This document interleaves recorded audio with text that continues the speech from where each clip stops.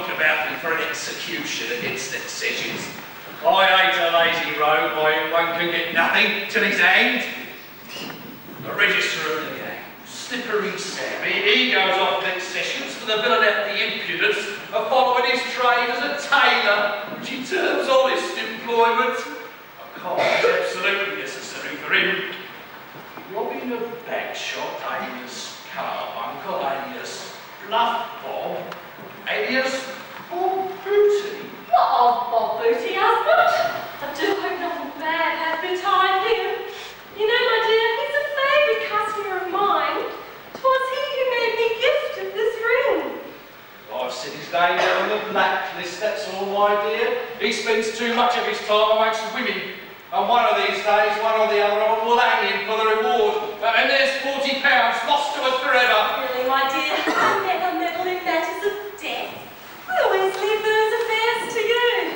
Women indeed are bitter bad judges in such cases, for they are so partial to the brave, they find every man handsome that goes to the camp or the gallows. What the dickens is the woman always whimpering about murder for? No man was ever thought upon the worst for killing a man in his own defence. But if business cannot be carried on without it, what would you have a gentleman do? So, my dear, have you done on this subject? Was Captain McHeath here this morning with the banknotes he left with you last week? Yes, my dear, and though the bank had stopped payment, he was so cheerful and so agreeable. There's not a finer man on the road than the captain. He hath promised, if he comes from any reasonable hour from Bagshot, to make one with Polly and me, and Bob Booty, in a party of quadrille. Pray, my dear, is the captain rich? Well, the captain keeps far too good company ever to grow rich. Diamond Beach Casino and the Sunset Markets are his undoing. Really, I am sorry upon Polly's account the captain hath not more discretion. What business has he keeping company with lords and gentlemen? He should leave those to prey upon one another. Upon Polly's account? What the dickens does the woman mean? Upon Polly's account? Captain McHeath is very fond of our Polly. And what then?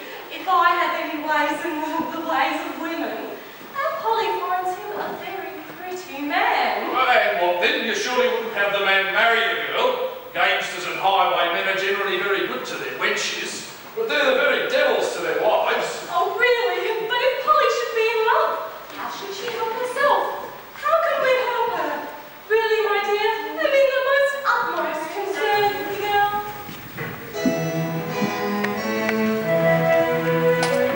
You love the virgin's heart in vain. How life has known the still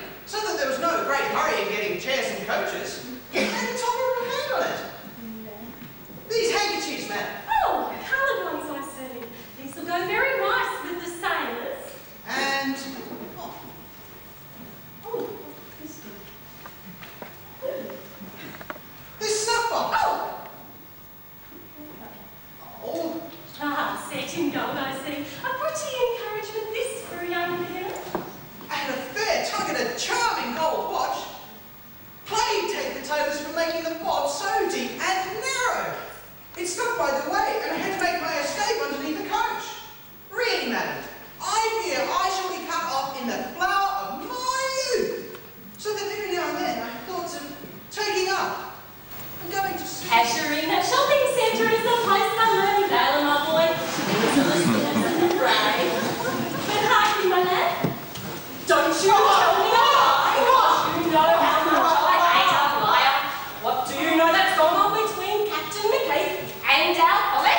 I beg you, madam, don't ask me. For it was I that tell a lie to you and Miss Polly. But she promised me I wouldn't tell. And the old our family is concerned. I shall lead a sad life with Miss Polly if she ever put the heart to know that I told you. Besides, I wouldn't willingly forfeit my own honour by betraying anybody. You're to come to my husband now, Polly. Come, Phil. You shall come into my own room and tell me the whole story. I'll give thee a glass of the most delicious cordial I keep for my own